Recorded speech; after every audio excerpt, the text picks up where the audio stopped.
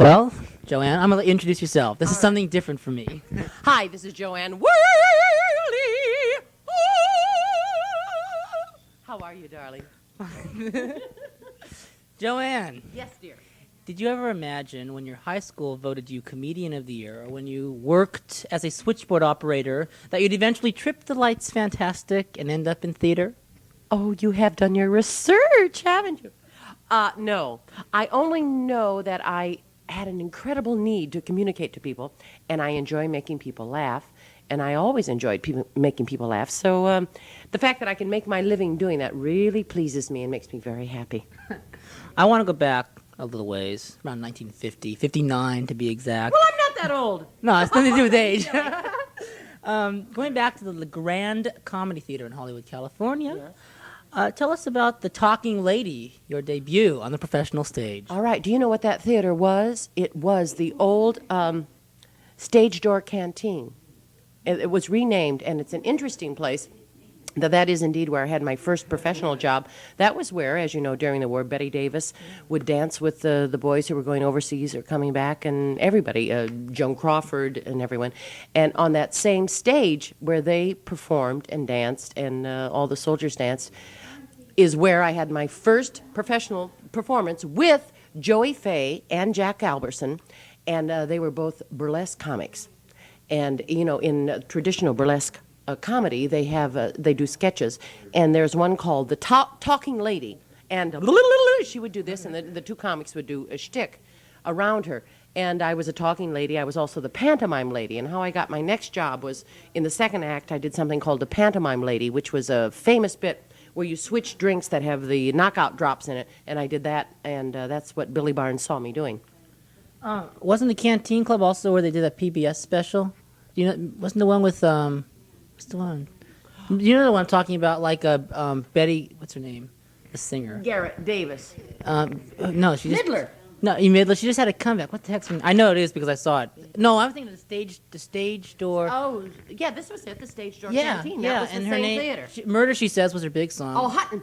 Betty Betty Hutton, yes. Betty Hutton, that sure. right? Yeah. Oh, yes, all the stars in Hollywood Yeah. would go to this, that canteen. It was called the Stage Door Canteen. Right. And when I worked there, it was called the Le Grand Comedy Theater on Coenga. It is now, I think, a big office and medical building or something. But it was a very exciting place to work in those days. I want to stick. We're talking topics here, so we're still talking about stage. Yeah. We'll get to television in a bit, and I got some great questions. But I guess I want to ask first about before I get to Jerry's Girls, which is the most recent thing that you did. Talk a little bit about the parts you'd like to maybe play and haven't played yet. Are there any? Is there such a thing? No, there's no such thing. Good. Next question. No, of course there is. No, there are many parts. I would love to play the definitive part that was written for me to do on Broadway. I would love to do something like that. I would love to do Carmen, Bizet's Carmen, preferably at the Met. I would love to do that. And I'm not, no, you. With Marilyn Horne, right? No, not with Marilyn Horne. I get to do it. Not with. Please let Miss Horne sit in the audience. Who would the male be? Luciano, maybe? Or? No. Roger Perry. Roger Perry, of course. My husband, Roger Perry. How's your tenor, honey? That's it. Okay. Good. All right. At the Grand Dinner Theater not too long ago, you and Roger were in there playing our song. Mm-hmm. How was that? Oh, we love that. We were there for 3 months, and we were thrilled and delighted to be able to do a show and go home to our doggies, which is kind of nice. Usually we go out on the road and we do a show together. And if it's not close enough to drive with our dogs, I refuse to put my doggies in an airplane. I think that's very inhumane.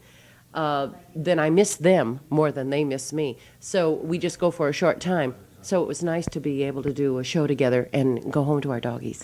Jerry Herman, I found out, pretty much wrote Jerry's Girls with you in mind. What was that all about? Well, I have done a lot of the shows which Jerry Herman, as you know, has written, like, of course, Hello Dolly and Mame, and I haven't done Mac and Mabel, Dear World, Milk and Honey, but a lot of the music I have done in my nightclub act and things like that. And, Night in the Ukraine, A Day in Hollywood, that one too. There's a wonderful number that he could very well have written for me called Nelson, which is Jeanette MacDonald singing about Nelson Eddy, which he very well could have written for me. So that was a wonderful experience doing that. And you travel the country, right? With that. Yes, mainly back east. We did it back east a lot. Well, let's segue. Segue, please. Segue, crossfade into television. On the topic of television, it's a known fact you've done it all. I'd like to begin first. Well, if you could talk about a few of the, and I did my research, so I know some of the more risque, not risque, but some of the more unusual game shows that you were on. Mm-hmm. For instance, how about Crosswits? Oh, I love Crosswits. Our dear friend Jack Clark, who was the host of that, is a very good friend. And now that I have all my trophies and plaques and everything, his wife is in real estate, and she is looking for a new house for us with many walls to put up the trophies, plaques, memorabilia all over. They're wonderful, good friends. And I love Crosswits. Roger is a major crossword puzzle player. He loves to do that. I don't spell that well, but as you know from watching the show, you don't have to spell that well. You just, must be good at answering questions.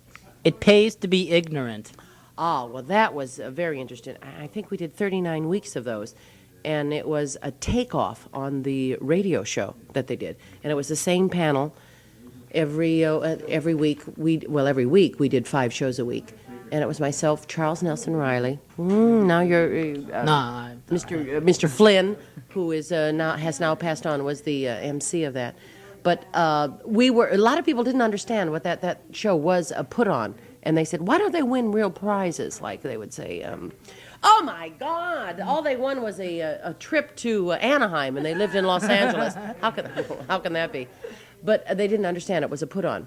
It was supposed to be pretend. And you've done many more than I have written down here. But what about Tattletale? Is that a fun show to do, husband and wife? Honey, what was the name of Tattletales when we did it years ago? It used to be called... Tattletales. No, before that even. What, are you kidding? Yeah, it had another name. It was always Tattletales. Okay. Well, anyway, we did it many years before. It Any was. more questions? Yeah. Wrong. No, honey. Oh, no, We have a professional debate going on here. San Diego, which has nothing to do with Tattletales. Oh, okay. It's your bet? Yeah. Is that it? Yeah. Yeah, it's your bet. Used to be It's Your Bet. Thank you, darling. We won't tell Bert Convy that, okay? Yes. Oh, no, it's true. It's exactly the same show. It's about couples who either know each other very well or are married. We started doing the show before we were married. Maybe that's why Roger had a little mental block about it. And it's great fun to do. It's like going to an analyst or a therapist. On the TV show On Broadway Tonight, many of the performers that we now consider household names, I believe they got their start there. So I'd like to name just a few of the names that were either associated with that show or people that got their start around the same time. You've already mentioned Billy Barnes, but is there anything else that you can think about him that's worth mentioning? Oh, my dear Billy Barnes. On Laugh-In, he was the man who played the piano when I would do those short one-liner songs. That is Billy Barnes whenever you see the reruns now. That's Billy. What about, excuse me, I know, because a teacher of mine was Ian Bernard. Yeah, and... He's the musical director, right? Absolutely, Yeah. and he is...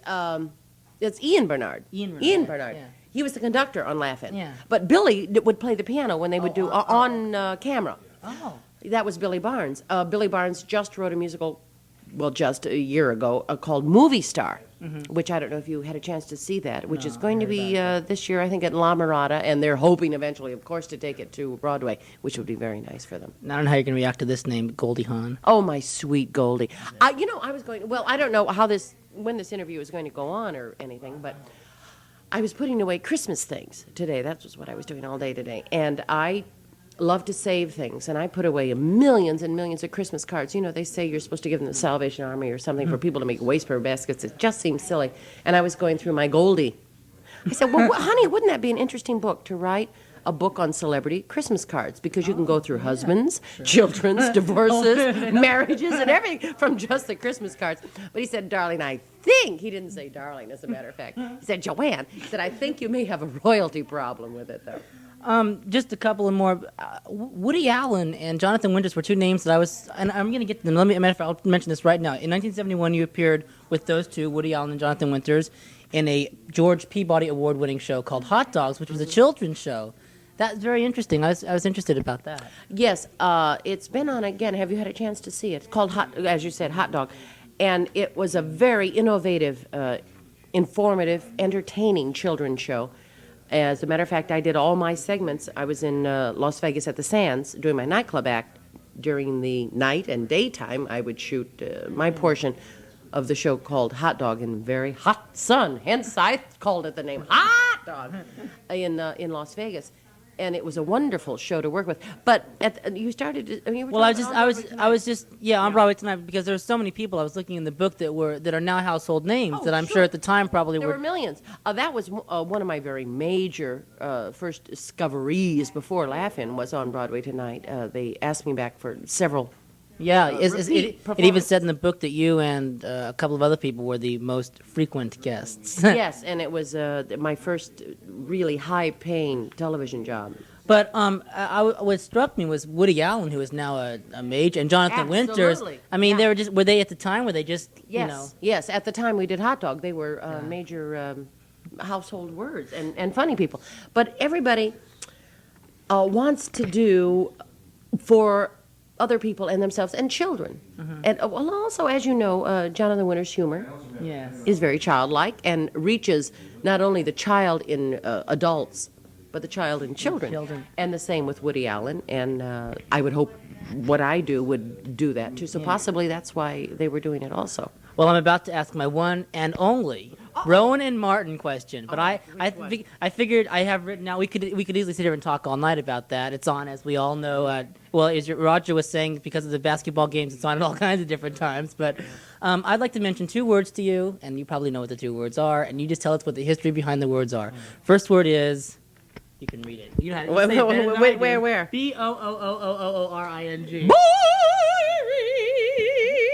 That one. Okay. Well, I did a show off Broadway in New York called The Mad Show, which was taken from Mad Magazine. Not taken from, it was the writers of Mad Magazine did it. Very successful off-Broadway show that ran in New York for a year and a half, and then it came out to Los Angeles and was going to be restaged. And one of the performers going to do the show was Alan Seuss. So we were rehearsing, everybody else knew the show, and we were rehearsing Alan into the show, and he was learning his lines and learning his steps. And I said, Alan, this is really boring. It's so boring. You can't learn your lines quick enough. We were just bored, because we'd done the show for over a year and a half, and that's how boring happened. Also, on Laugh-In, they gave me a boyfriend by the name of Boris, which is kind of a part of it, too. Hi, Vadel. All right, the other word is chicken. Oh, chicken jokes. Well, the chicken jokes were... Excuse me, I mentioned your book. Oh, yes, absolutely. Chicken Jokes by Joanne Worley. Well, the thing is, I never told chicken jokes on the air. Other people would mention the word chicken, and I would say, is that another chicken joke? No, that was my thing. I never told... People misunderstand that. They think I told the chicken jokes, but I never did. It was in the script one day. They said, and Joanne said, is that another chicken joke? So I did that, and a couple weeks later, somebody mentioned chicken, and I screamed out there was once a week, we would all sit around a big table and read the scripts. I would say, oh, is that a chicken joke? And they would say, oh, that's good, Joanne, let's do that. And a couple weeks later, they would say, oh, let's do that. So finally, they started writing them into the script. So that's how chicken jokes came about. I just have a few more questions. Okay? You got 'em. All righty. We're going to leave television for a little while. I'd like to talk about something that I find interesting, and I'm mentioning Actors and Others for Animals. I went 2 years ago to an Actors and Others for Animals Burbank thing. You know, they have a Burbank Studios. Absolutely. And I do interviews. I met Vic Tayback and Mike Farrell and Loretta Swit, and you probably even stopped by sometime during the day. So it's If I amazing. wasn't out on the road doing a show, I was there. Yeah. So tell us about you're on the board of directors. Tell us about your involvement with that, and what's the committee's goals? The committee board, the Actors and Others for Animals. What's their goal in The life goal, besides the obvious? humane treatment for animals.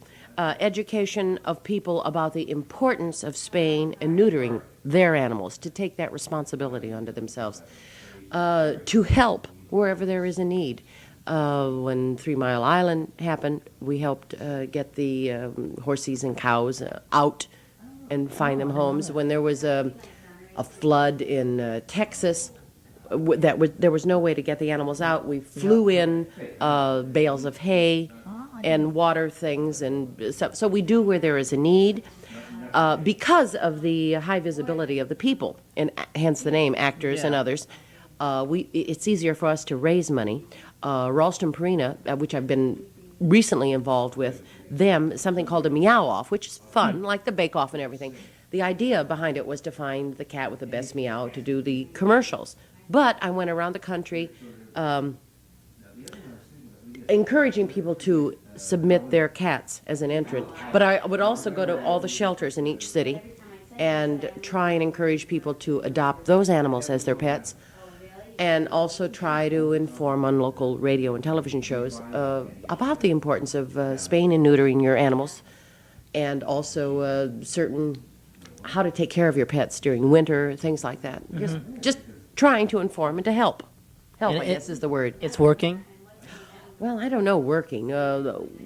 Each year we try and do more and more. Little by little, each baby step, a little bit more gets done. This is your favorite topic. What? Roger Perry. Oh, Jer! You know why I call him Jer? No. It's G-E-R. Some people think it's Jer for jerk. Oh, look. Oh, Jer. Because instead of Raj, which is the first part of his name, Roger, I call him the other part. Who's going to call him Jer? I get to call him Jer. In a town such as Hollywood, where marriages unfortunately end in divorce, how have you managed happily to stay married for 8 years? I would kill him. Enough said. Oh, no, there's no discussion. No. Peggy wants me to ask, do you have any unusual idiosyncrasies? Oh, God. Oh. Well, I don't feel dressed without my eyelashes. Could that be one? I feel I'm in disguise without my eyelashes. My idiosyncrasies. I love potato chips and dips. Oh. Is that an idiot? And Kleenex. Tell us you like Kleenex. Oh, no, I do love Kleenex. I do. I don't know if it was before or after I started doing those commercials, but I stopped smoking. Roger and I both did. Oh, good. Yeah, thank you. It's been about 4 years, and I have developed the worst sinus condition. So I use more Kleenex than I have sold on the commercials ever. So I do indeed adore Kleenex. They are kind to your nose. 2 last questions. First of all, you're an excellent cook. You're right up there with Craig Claiborne. Oh, Can you share any recipes with us? I can give you... Quickly? Yeah, quickly. Are you going to talk to Roger later? Probably. Oh, well, then I won't give his recipe, which is the quickest. He had a recipe while he was a bachelor that kept him alive called the no-peak casserole. Very simple. It's a pound or 2, depending on your casserole dish that has a lid, of stewing beef, 2 cans of cream and mushroom soup, an envelope of Lipton onion soup, you know, the dry stuff, a can of button mushrooms, maybe about a half cup of red wine. Just put that all in one casserole, the bottom of the casserole, stir it up, and put a lid on it, and put in a 350-degree oven for 3 hours. Do not peek. And for 3 hours, it comes out like a beef bourguignon. You serve it on noodles or rice, and it's fabulous. Thank you. Might try that. I think I will. It is. Sure, I'll try it. Good. It's fabulous. I'll let you know how it turns out. Oh, I know it. There's no way you can mess it up. Finally, Joanne, what can we look forward to in the upcoming production of Gypsy, which co-stars Roger Perry, and what are your future plans? Well, I would hope when you come to see Gypsy at the Long Beach Civic Light Opera, February 25th through March 22, March 22. You will have I think it is the most perfect musical ever written. And I've done a lot of shows, a lot of musicals. I think it is dramatically, musically, visually, it is the epitome of a musical comedy. Just fabulous, and it's my favorite role, Mama Rose. So we are definitely looking forward to it, and we hope that the audiences enjoy it, because we're certainly going to do our best to make it enjoyable. After that... Is there an after? Absolutely. Well, Roger and I, as you just mentioned, did playing our song. We're talking about doing it in Palm Springs, where we do have dear friends, and we could drive our dogs down there. Right dear after friends that. in Palm Springs. I'm not talking the Fords, the Hopes, the Sinatras. We're talking dishes. The Annenbergs. We're talking the Floyds. The Floyds. No, we're talking heavy, wonderful, good friends, which it would be a wonderful treat to work there. And I could indeed take my doggies with me, so we'd love that. And we're talking right now about... possibly some other doing Gypsy some other places this summer. I promise. Last question. Do you think they'd ever bring Laugh-In back? They couldn't afford it. They couldn't do it. Great. Thank you, Joanne. Yeah, thank you.